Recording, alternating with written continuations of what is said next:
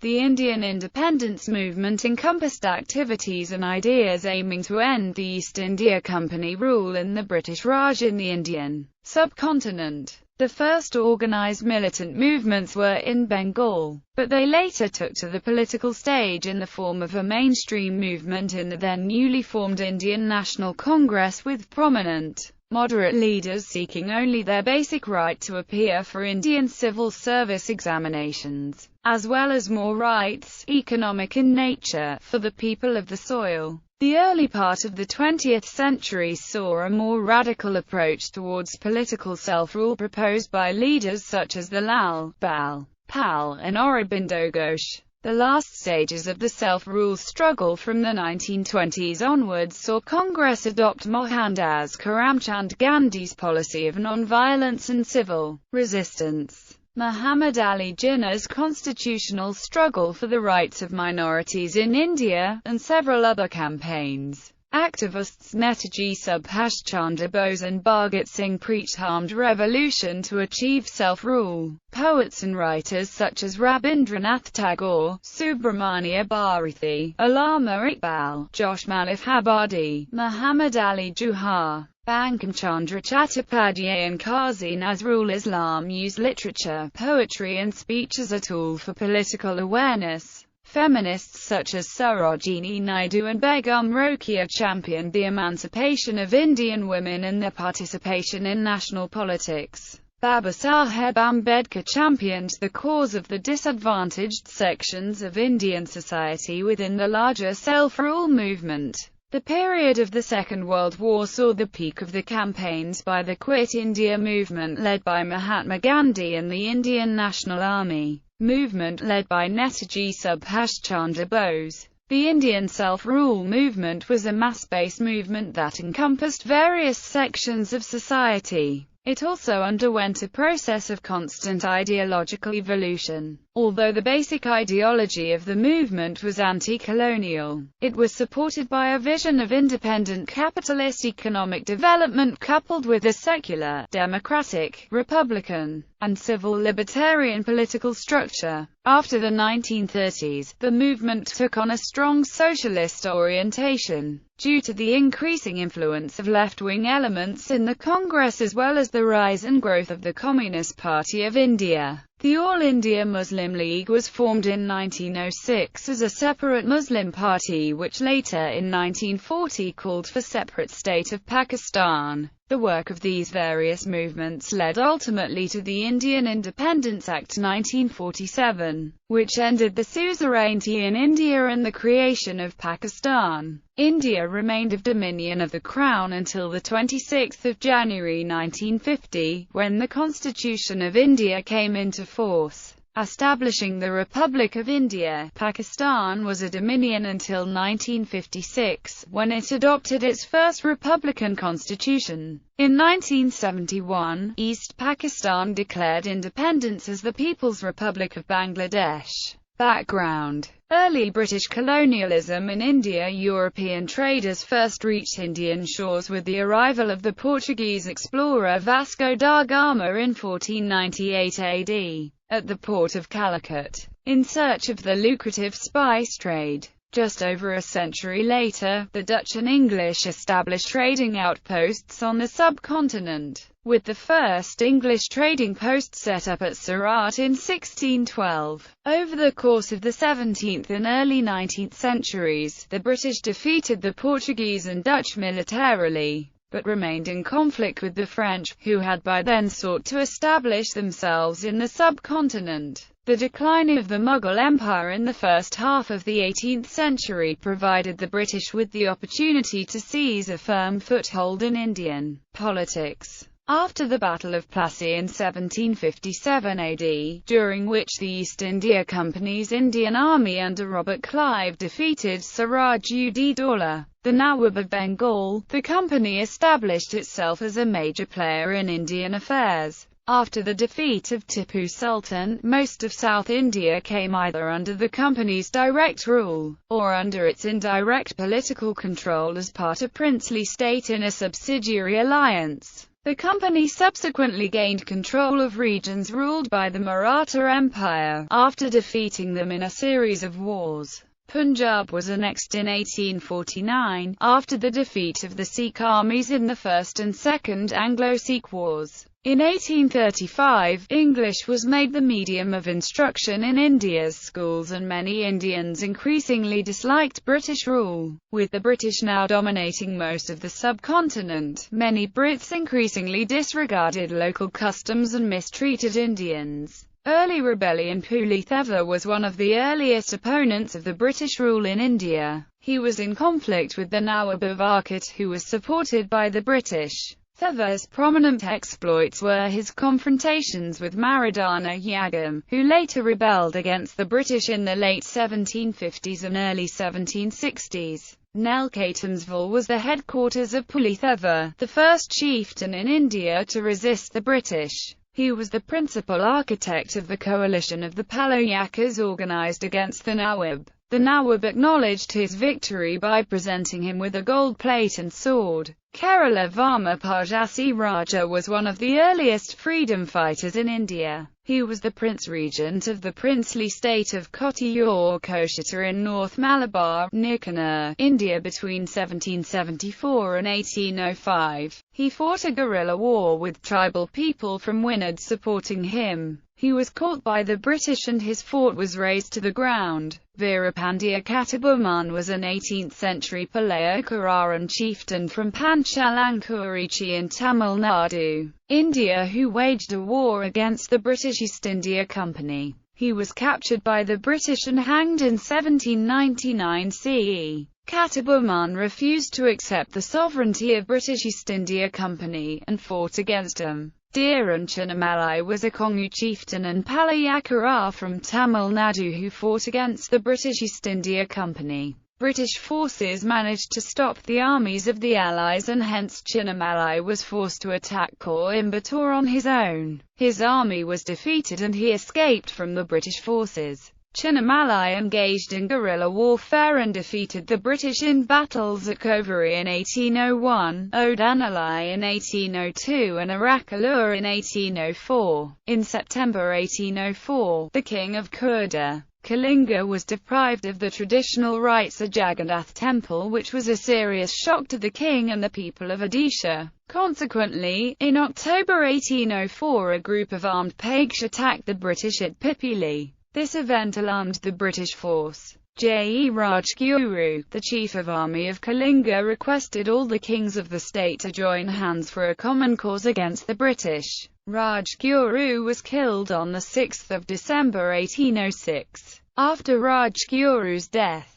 Bakshi Jagabandhu commanded an armed rebellion against the British East India Company's rule in Odisha, which is known as Paik Rebellion. Vellore Sepoy Mutiny. The garrison of the Vellore fort in July 1806 comprised 4 companies of British infantry from HM 69th Regiment of Foot and 3 battalions of Madras infantry. 2 hours after midnight, on 10 July, the sepoys in the fort shot down the European sentries and killed 14 of their own officers and 115 men of the 69th Regiment, most of the latter as they slept in their barracks. Among those killed was Colonel Street, John Fancourt, the commander of the fort. The rebels seized control by dawn, and raised the flag of the Mysore Kingdom over the fort. Tipu's second son Fateh Hyder was declared king. However, a British officer escaped and alerted the garrison in Arcot. 9 hours after the outbreak of the mutiny, a relief force comprising the British 19th Light Dragoons, Gallipoli guns and a squadron of Madras cavalry rode from Arcot to Vellore, covering 16 miles in about 2 hours. It was led by Sir Rollo Gillespie, one of the most capable and energetic officers in India at that time, who reportedly left Arcot within a quarter of an hour of the alarm being raised. Gillespie dashed ahead of the main force with a single troop of about 20 men. Arriving at Vellore, Gillespie found the surviving Europeans, about 60 men of the 69th, commanded by NCOs and 2 assistant surgeons, still holding part of the ramparts but out of ammunition. Unable to gain entry through the defended gate,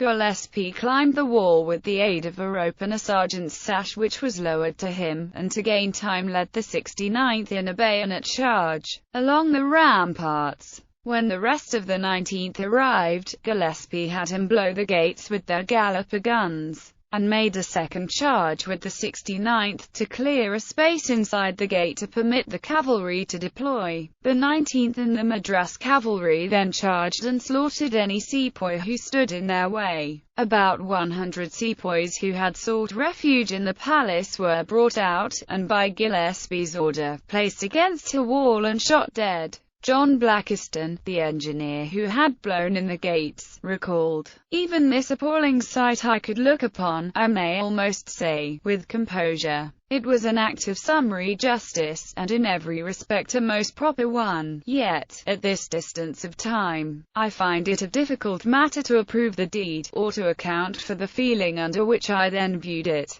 The harsh retribution meted out to the sepoys snuffed out the unrest at a stroke and provided the history of the British in India with one of its true epics, for as Gillespie admitted, with a delay of even 5 minutes, all would have been lost. In all, nearly 350 of the rebels were killed, and another 350 wounded before the fighting had stopped. The Rebellion of 1857. The Indian Rebellion of 1857 was a large-scale rebellion in northern and central India against the British East India Company's rule. It was suppressed and the British government took control of the company. The conditions of service in the company's army and cantonments increasingly came into conflict with the religious beliefs and prejudices of the sepoys. The predominance of members from the upper castes in the army, perceived loss of caste due to overseas travel, and rumors of secret designs of the government to convert them to Christianity led to deep discontentment among the sepoys.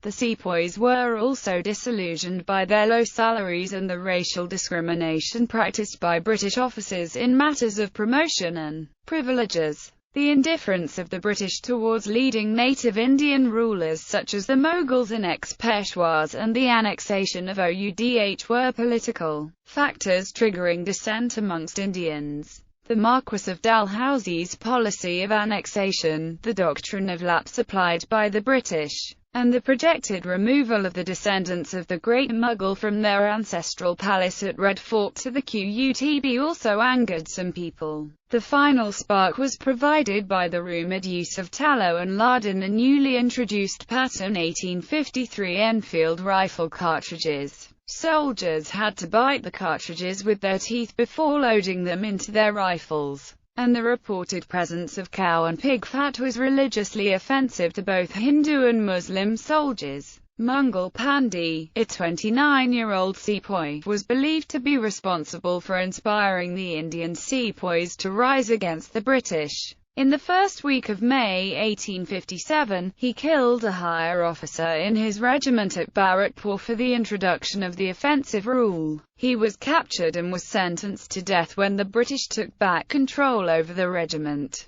On the 10th of May 1857, the sepoys at Meerut broke rank and turned on their commanding officers, killing some of them. They then reached Delhi on the 11th of May, set the company's toll house afire, and marched into the Red Fort, where they asked the Mughal Emperor, Bahadur Shah II, to become their leader and reclaim his throne. The emperor was reluctant at first, but eventually agreed and was proclaimed Shahanshah-e-Hindustan by the rebels. The rebels also murdered much of the European, Eurasian, and Christian population of the city. Revolts broke out in other parts of Oudh and the northwestern provinces as well, where civil rebellion followed the mutinies, leading to popular uprisings. The British were initially caught off guard and were thus slow to react, but eventually responded with force. The lack of effective organization among the rebels, coupled with the military superiority of the British, brought a rapid end to the rebellion. The British fought the main army of the rebels near Delhi, and after prolonged fighting and a siege, defeated them and retook the city on the 20th of September 1857. Subsequently, revolts in other centres were also crushed. The last significant battle was fought in Gwalior on 17 June 1858, during which Rani Lakshmi Bai was killed. Sporadic fighting and guerrilla warfare, led by Tatya Tope, continued until spring 1859, but most of the rebels were eventually subdued. The Indian Rebellion of 1857 was a major turning point in the history of modern India. While affirming the military and political power of the British, it led to significant change in how India was to be controlled by them. Under the Government of India Act 1858, the company was deprived of its involvement in ruling India, with its territory being transferred to the direct authority of the British government. At the apex of the new system was a cabinet minister, the Secretary of State for India, who was to be formally advised by a statutory council. The Governor-General of India was made responsible to him, while he in turn was responsible to the government. In a royal proclamation made to the people of India, Queen Victoria promised equal opportunity of public service under British law, and also pledged to respect the rights of the native princes. The British stopped the policy of seizing land from the princes, decreed religious tolerance and began to admit Indians into the civil service. Bahadur Shah was exiled to Rangoon, Burma, where he died in 1862. In 1876, in a controversial move, Prime Minister Disraeli acceded to the Queen's request and passed legislation to give Queen Victoria the additional title of Empress of India. Liberals in Britain objected that the title was foreign to British traditions. Rise of organised movements. The decades following the rebellion were a period of growing political awareness, manifestation of Indian public opinion and emergence of Indian leadership at both national and provincial levels. Dadabhai Nauroji formed the East India Association in 1867 and Surendranath Banerjee founded the Indian National Association in 1876. Inspired by a suggestion made by A.O. Hume, a retired British civil servant, 73 Indian delegates met in Bombay in 1885 and founded the Indian National Congress. They were mostly members of the upwardly mobile and successful Western-educated provincial elites, engaged in professions such as law, teaching and journalism. At its inception, the Congress had no well-defined ideology and commanded few of the resources essential to a political organization. Instead, it functioned more as a debating society that met annually to express its loyalty to the British Raj and passed numerous resolutions on less controversial issues such as civil rights or opportunities in government. These resolutions were submitted to the Viceroy's government and occasionally to the British Parliament, but the Congress's early gains were SRIT. Despite its claim to represent all India, the Congress voiced the interests of urban elites. The number of participants from other social and economic backgrounds remained negligible. The influence of socio-religious groups such as Arya Samaj and Brahm Samaj became evident in pioneering reforms of Indian society. The work of men like Swami Vivekananda, Ramakrishna Paramhansa, Sri Aurobindo, O. Chidambaram Pillai, Subramanya Bharathi, Bankim Chandra Chatterjee, Sir Syed Ahmed Khan, Rabindranath Tagore and Dadabhai Nauroji, as well as women such as the Scots-Irish sister Nivedita, spread the passion for rejuvenation and freedom. The rediscovery of India's indigenous history by several European and Indian scholars also fed into the rise of nationalism among Indians.